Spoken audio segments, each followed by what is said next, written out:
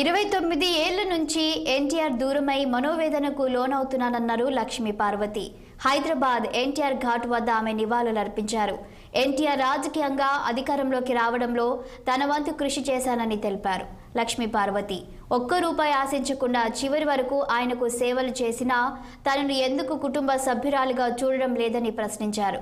లక్షలాది మంది ప్రజలు చూస్తుండగా తనను వివాహం చేసుకున్న విషయం చంద్రబాబుకు తెలుసు కదా అని తెలిపారు. ఎవరేమీ అనుకున్నా చంద్రబాబుకు అత్తగారినే కదా, తనకు ఇలాంటి అవమానం జరుగుతుంటే ఇలానే చూస్తూ ఉంటారా అని చంద్రబాబును ఉద్దేశించి క్వశ్చన్ చేశారు. ఎన్టీఆర్ పేరుతో అందరూ లక్షల కోట్లు సంపాదించారని, తనపై జరుగుతున్న వేధింపులపై స్పందించాల్సిన బాధ్యత చంద్రబాబుపై లేదా అని నిలదీశారు లక్ష్మీ పార్వతి.